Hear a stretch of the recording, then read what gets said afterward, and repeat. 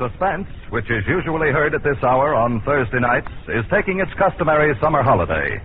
Suspense returns to the air 7 weeks from tonight on Thursday, September 1st.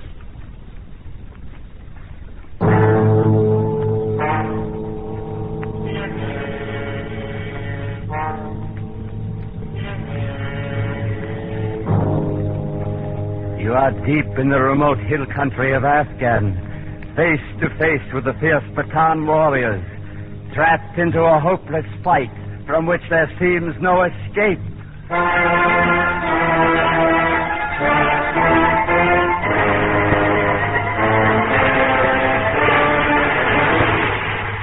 We offer you Escape, designed to free you from the four walls of today for a half hour of high adventure.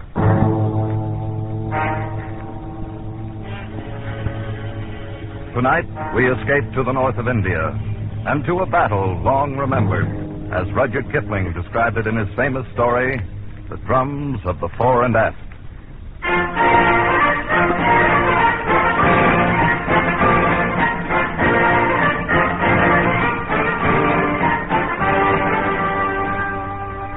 When I came out from England to serve as a news correspondent with the British troops on the northwest frontier of India, I was attached to a regiment known as the 4 and 5th, Princess Hohenzollerns own Royal Light Infantry.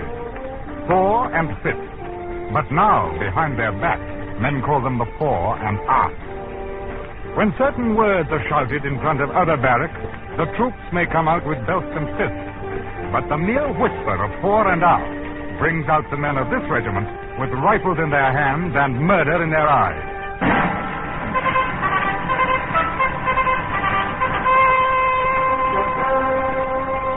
I think perhaps the story of how the 4 and Aft got its name may be really more the story of Jakin and Piggy Lou, two of the toughest and most lovable little monsters who ever banged a drum or tooted a fife in a military band. They were both about the same age, with curly hair and the faces of cherubs, and inside were two souls that should have belonged to a pair of devils. I must have seen them before, of course. But the first occasion I can recall was at an informal court the colonel was holding in the orderly room one morning. Piggy and Jakin were there, and they were in trouble, as usual. All right, Sergeant. Read the charges. Yes, sir. The charge is made by one Smithers, a civilian, that while walking back of the bazaar at 6 p.m. last evening, he was set upon without provocation by two drummers from the regimental band known as Jakin and Peggy Lou, and by them was beaten into near insensibility. Well, go on, Sergeant. Mr. Smithers states further that he was struck down by the two defendants, and while lying on the ground was kicked repeatedly in the face and ribs, escaping with his life only through the timely arrival of a detachment of the guard. That's all, sir. Well, what about it? Jakin? Piggy? Is this the truth? Oh, yes, sir. We gave him what for, all right. That will do, Piggy. Yes, sir. All right, Sergeant. Turn them over to the bandmaster and have him tan their hides. Yes, sir. Come on, you. Wait a minute. Begging your pardon, sir, but can't we say nothing in our own defence? What if a bloomin' civilian said he'd report you for having a bit of a barney with a friend? Suppose he tried to get money out of you, sir, and then he... That will do, Piggy. You were fighting. Well, only between ourselves, sir. That doesn't count. We can't have no blinking civilians interfering with the business of Our Majesty's regiment. All right. We forget the birching. But you're both confined to quarters for 3 days. Oh, but, sir... All right. Dismissed. And throw away that pipe when you get outside, Piggy. You're too young to be smoking. Yes, sir. Come on. Come on. Confound it, Kipling. I don't know what to do with the lads. They're not really bad at heart, and they've never known any home at the army. Where do they come from, Colonel? Jakin is from some back street in London, and Piggy Lou is straight off the Calcutta dock. And in both cases, ancestry unknown. Well, they seem loyal enough to the regiment, at any rate. They are, and loyal to each other in their own way. I'm inclined to think sometimes they've got more real spirit than all these new regulars put together. Aren't you a bit overloaded with green troops, Colonel? Overloaded? My dear fella, 90% of the regiment were in Manchester factories or Lancashire farms 6 months ago. Can't make a soldier that length of time. Any chance of action very soon? Between ourselves, Kipling, he'll probably move north in about 10 days. Oh. No, not to the front, of course. We'll give them a few months to shake down before they go into action. Oh, that's a good idea. Yeah, it's the only thing to do. There's one thing certain. This regiment is not ready for action yet. Only, don't write that back to your paper. But the gods who govern armies seldom choose the wisest plan. On the Afghan border, a large force of Batan guerrillas began massing near the Khyber Valley, being held in check temporarily by a regiment of Highlanders and a regiment of native Gurkhas. A week later, the 4th and 5th, a regiment totally unprepared for action, was ordered to march north, contact the 2 regiments, and carry out a joint action to disperse the enemy.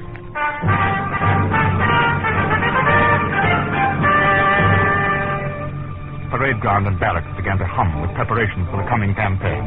Privates walked with a new swagger, and the young officers nearly shot one another at pistol practice.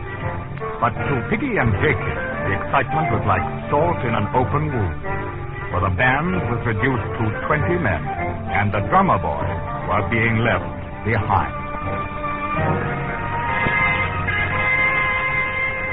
Blimey, I won't let him do it to me, Jakin. Me, what's going to have a career in the army, being left behind like an old boot. Oh, why should you worry?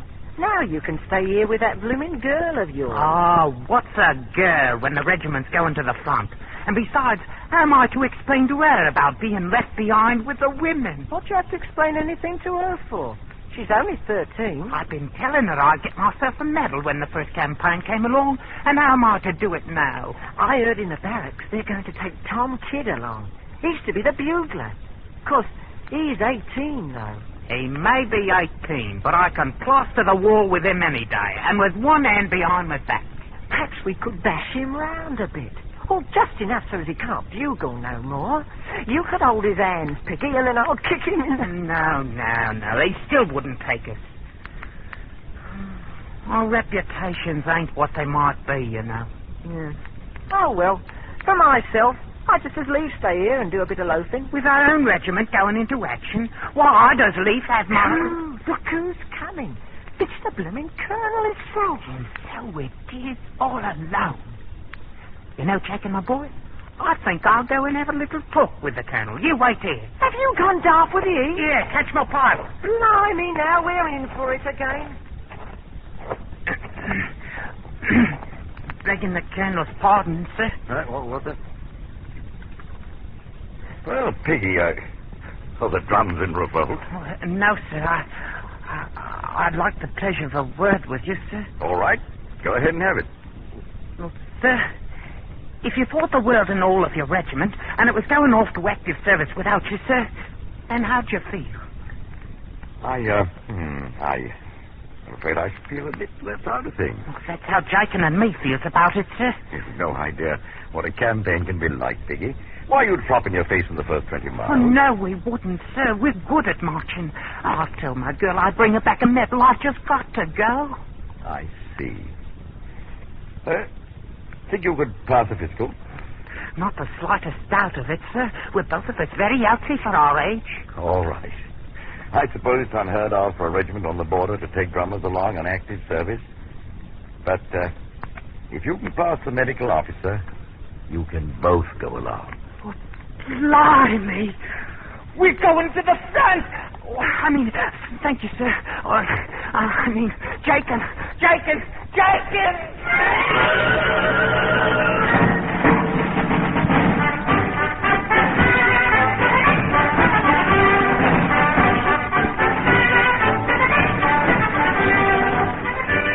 The regiment marched out of the station 2 days later, and all those left behind lined the road that led past the parade ground. The band stood by and played them out, waiting to fall in at the rear of the column. And although Jakin perspired and beat on his drum manfully to cover up, it was quite evident that Piggy Lou was not with the band. Jakin kept glancing at the cedar hedge behind him, and I had a pretty good idea why Piggy was being detained. You've just got to be awful careful and take real good care of yourself, Peggy. You're so venturesome. I worry all the time. It's hard, Chris. I'll grant you it's hard, but what's a man to do when his regiment's called on active service now? Yeah. Give us another kiss. Oh, Peggy. That's more like you. If you'd have stayed here like you'd ought to, you could have had as many as you wanted. And if I'd done that, Chris, you wouldn't think anything of me. Like as not, but, well, at least I'd have had you with me, Peggy. And all the thinking in the world ain't like kissing. And all the kissing in the world ain't like having a medal to wear on the front of your coat. Oh, who cares about a medal? Just stay with me, Peggy, darling, and I'll love you true forever. Well, aren't you going to do that anyhow, Chris? You said you were. Oh, of course I am, but it'd be lots more comfortable if you stayed here. Don't take on about it, Chris. I'll be coming back, and I'll marry you someday, too. I promise. Oh, but when? Years and years, perhaps. You'll be careful, won't you, Peggy? Man has to take his chances in the army, Chris, but if it happens, I'll be thinking of you right to the last. Oh, don't talk like that. Oh, now, here. Give us a kiss. Peggy, come on over here. We're about to fall in. I've got to go now, Chris, my love. Don't you be forgetting me. Oh, I won't ever, Peggy. Yeah, I made something for you to take with you. What is it? It's a button bag. All the regular soldiers carry them. I put some of me hair in it. No, it's awful kind of you, Chris. Oh, it ain't made so well, but I didn't want nobody else to help me, not even Mum.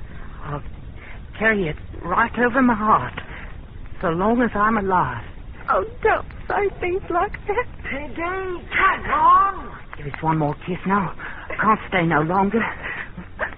Oh, Peggy. Goodbye, Chris.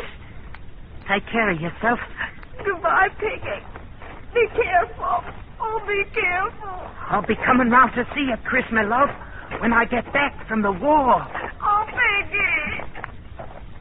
Well, it's about time. And luckily we're not both in trouble. Here, stick this blinking fife in your ugly mouth and blow on it. Petticoat chaser. Just beat your drum, soldier, before I decide to beat on your ruddy head a bit. Tell the colonel he can shove off now.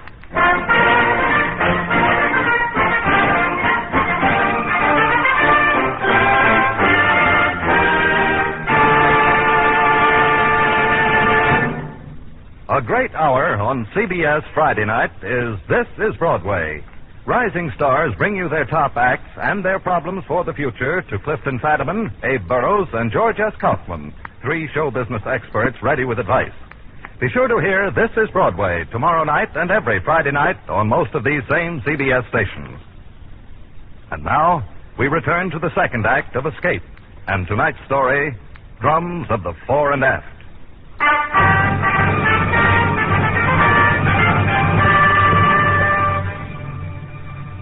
And so the Fore and Fifth went north to the wars, first by troop train and then on foot, when the last railhead left them with a 7-day route march before they'd reach the front up ahead.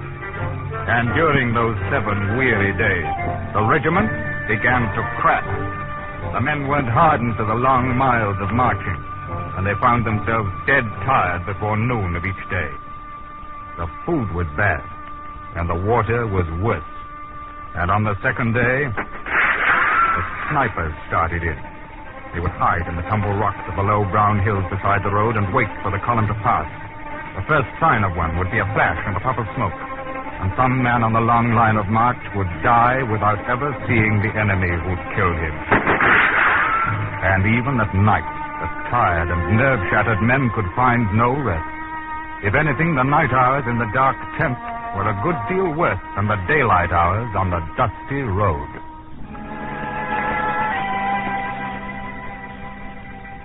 Oh, shut up, Peggy. I've got to get myself some sleep. As if I ain't marched just as far as you have. Oh, my feet's that killing me. Well, it serves you bloody well right for getting us into this. We could be back in the barracks now, living on the fat of the land. And halfway to becoming musicians, like as not. In which case, I'd be sleeping in a regular bed. And having some decent grub to eat for once. I'm afraid you're not the army type, Jakin. You're not the army type, Jakin. Perhaps I shouldn't have talked my friend, the colonel, into letting you come in there! Oh, that in and take a belt to you. Yes, sir. Don't have to go calling a blinking sergeant, sir. There ain't no harm in it. That's the left wing. Stay in your tent. Piggy, if another one of our sentries got himself killed in playing them Batan beggars and sneak up in the dark without making a sound. Then they take their bloody long knives and slice them open as neat as you can. Hold your fire till you see what you're shooting at. I wonder what they look like, Piggy. These here Batan. What's it matter when we can't even carry rifles? Oh, yes, you know, Jacob. Look at this in my hand. How's a man to get himself a medal when all he's got for a weapon is a bloomin' five?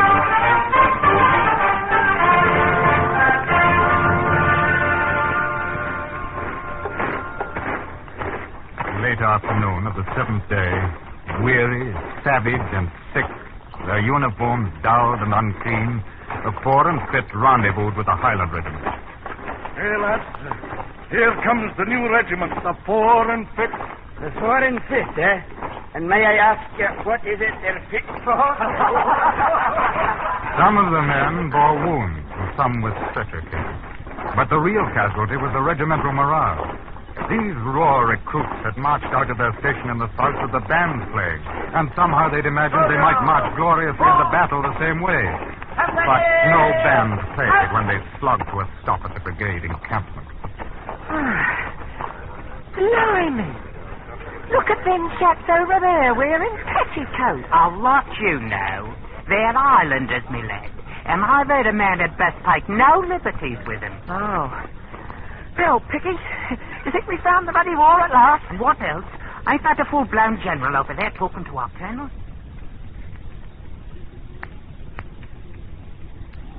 Had a bit of a rough time of it coming down, sir. My men have been rather mauled with no chance of a fair return. They only want to go someplace where they can see what's before them. I understand, Colonel. I wish I could let you have a few days to recover, but I simply can't spare you just now. Oh, there'll be no need of it, sir. All we're wanting is one good night's rest. I see. Well, you can pitch your camp next to the Highlanders, Colonel, and I suggest you call a general inspection before dark. We plan to attack the enemy position at dawn. Very good, sir.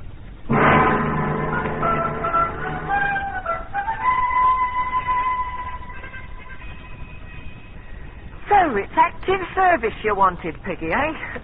And how much longer do you think they're going to keep us standing here with the bloody daylight barely coming over the hills? Just take a look at them Batans out there on the plain. Must be 8 of them to one of us, right down the line. It makes it that much easier to get a medal. Now, how do you hope to get a medal? Maybe you're going to blow their bloody eardrums in with your little fife. More like it. We'll not even have a chance to see how the beggars look. The band, as you might have heard, is going to wheel and retire when we reach them rocks out there, while the regular soldiers go in and attack the enemy. Which, I might say, is exactly the way I plan it myself. I got no fondness for being sliced up like a leg of lamb. Ah, you got no spirit, Jacob. Them as want spirit can have it. As for me, Oh, here we go, Piggy. Right on, Jacob. Ready now. Little right. Big out.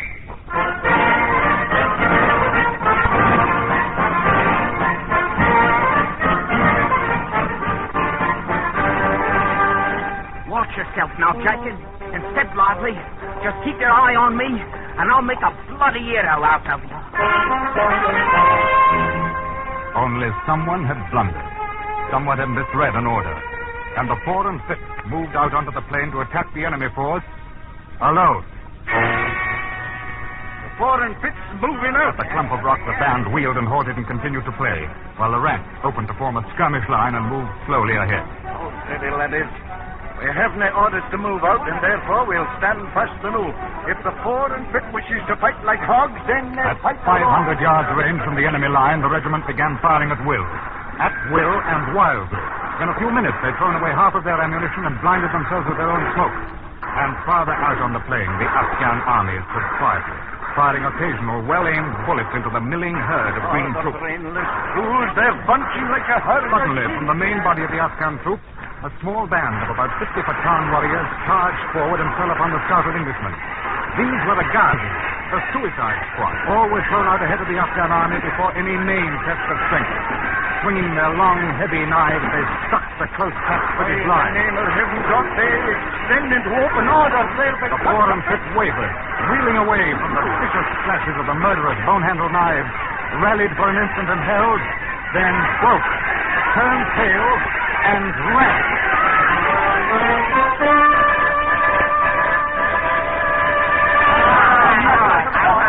Will you look at them, laddies? They turn and run. I might say they make Britain speed to the rear than they made to the fore. They're anything but 4 and 5th now. More like it to call them the Fore and Up. It'll take them a long time to live that one down. That's the fore and aft.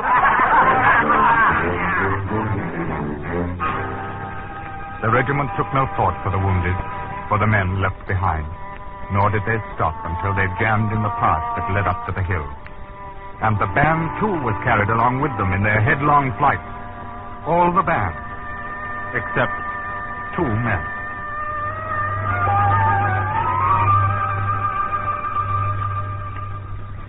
Piggy, you think them bloody Batan beggars can see us hiding here in the rock? Oh, of course not. Well, I hope you're right. Bloomin' cowards. Running away.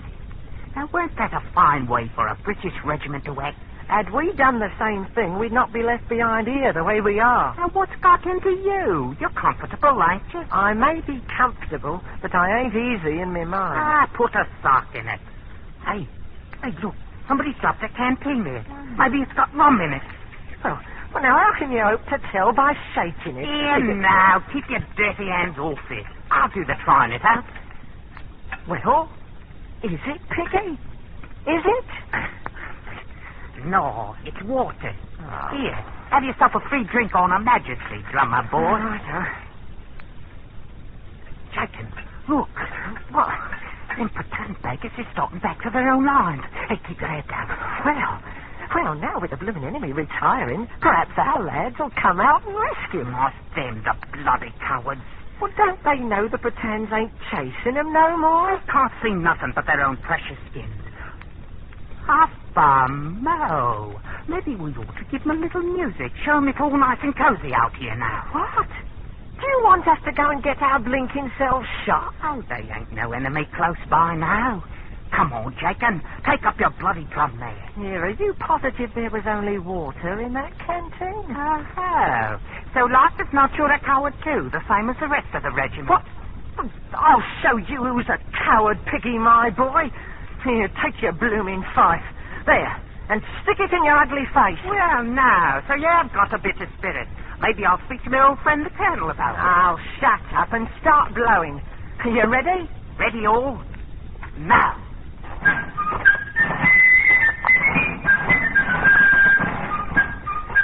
Where is it we're going to march to, Piggy? Back and forth a time or two in full sight. Then we'll wait in the rocks for the battle to start. Are they watching us? They're watching us. Oh, yes. They're watching us, all right.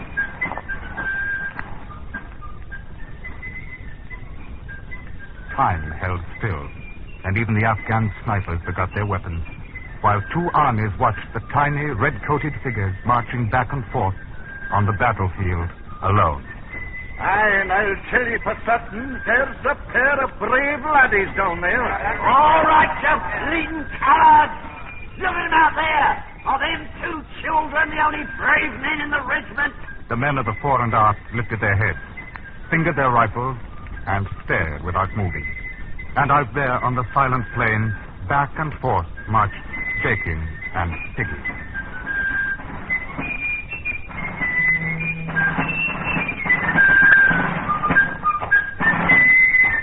Have we had to play these blooming instruments all day long? Ain't the blighters ever going to come back? Shut up, Jacob. Keep playing. Well, all I might say is, I shouldn't have ever let you talk me into this. I ain't cut out for active service anyway. I should bloody well feel more comfortable if I was back in the barracks. I was thinking... Jacob! Oh, you licking heathen blighters! You've killed Jacob! All right. Who's afraid of you?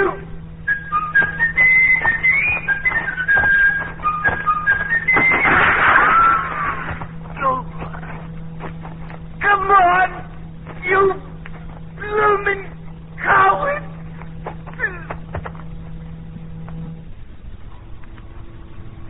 Two armies saw them die from the sniper's bullets. Two armies and the men of the fore and aft. All right, men of the regiment. What now? Those two at least were brave enough to know how to die. Bayonet! This time we attack, and there'll be no turning back! Look at them, laddies. The fore and aft, they're going back to fight. Aye, look at them run. That's how it should have been done the first time. Aye, laddies, and now is the time for us. Our girls don't know. Here's where we join the fight. Company, prepare to charge.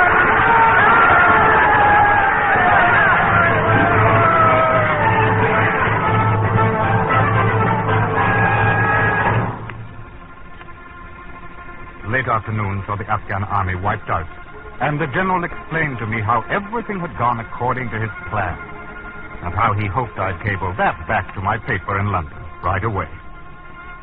I turned and left him then, and walked across the silent battlefield, walked out among the silent dead.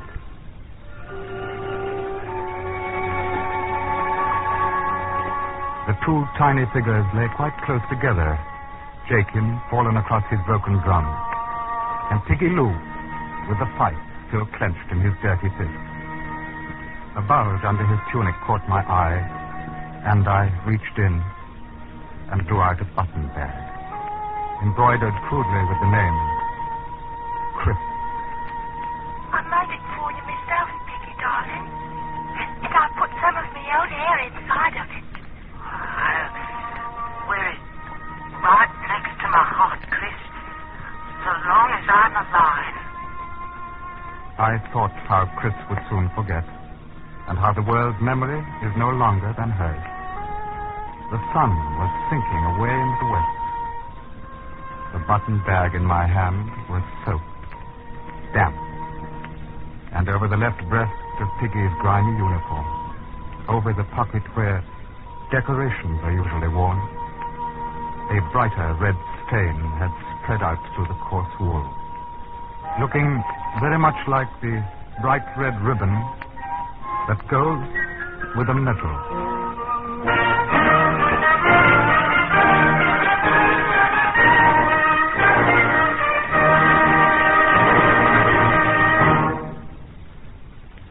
Escape is produced and directed by Norman MacDonald.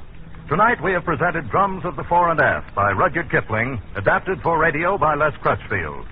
Featured in the cast were Ben Wright as Rudyard Kipling, Hugh Thomas as Piggy Lou, and Terry Kilburn as Jakin, with Colleen Collins, Ramsey Hill, Alec Harford, Wilms Herbert, and Tudor Owen. Special music arranged and conducted by Wilbur Hatch.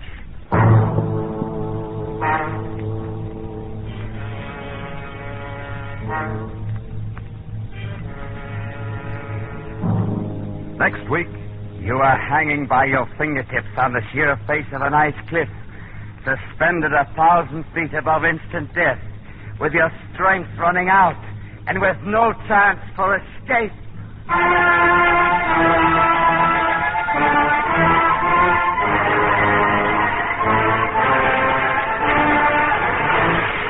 Next week, we bring you an adventure tale, Action by C.E. Montague.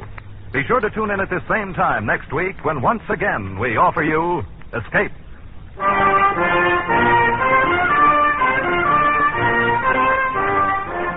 In just a few minutes, Casey, crime photographer, embarks upon another adventure with death. Tonight's adventure is called Crazy Like a Fox. Join crime photographer on most of these same CBS stations. Tip Corning speaking. This is CBS, the Columbia Broadcasting System.